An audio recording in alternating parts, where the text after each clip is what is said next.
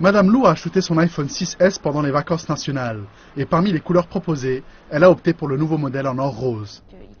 C'est un nouveau modèle et beaucoup de jeunes comme moi aiment la couleur rose. La première fois que je l'ai vu, je l'ai tout de suite adoré. Je pense que la couleur rose convient aux femmes. Selon Apple, 3 millions d'unités d'iPhone 6 ont été vendues en Chine lors de sa première semaine de commercialisation. 40% d'entre eux ont été en or rose. Apple s'est lancé ces dernières années dans une mission de concevoir des iPhones toujours plus glamour.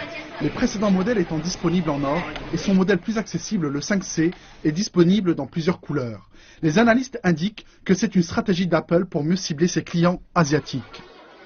Le téléphone en or rose a été conçu pour les utilisatrices féminines et spécialement pour les femmes asiatiques. En termes d'apparence, la couleur or rose permet de mieux distinguer le nouveau modèle de l'iPhone 6. Ainsi, les consommateurs ont plutôt opté pour le modèle en or rose afin de montrer qu'ils ont acheté le dernier modèle. Les volumes de vente d'Apple sont principalement déterminés par les pays asiatiques comme la Chine. Wang rappelle que le dernier iPhone d'Apple manque de véritables innovations. Il possède la technologie de toucher en 3D, rendant l'écran toujours plus sensible. Mais cette technologie est aussi utilisée depuis un certain temps par les fabricants de téléphones chinois comme ZTE et Huawei. Dans la mesure où la société fait face à un goulot en termes d'innovation, Wang rappelle qu'elle est contrainte de se concentrer davantage sur l'aspect extérieur du téléphone, plutôt que sur ses fonctions internes.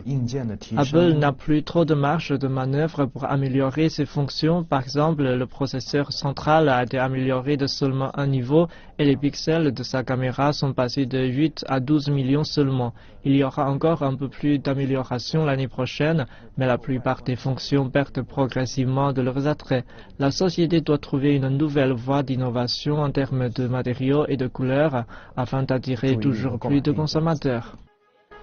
La Chine est désormais le second plus grand marché d'Apple, juste après le marché américain. Le rapport financier du troisième trimestre du groupe indique que ses revenus ont augmenté de près de 110% en Chine par rapport à la même période de l'an dernier.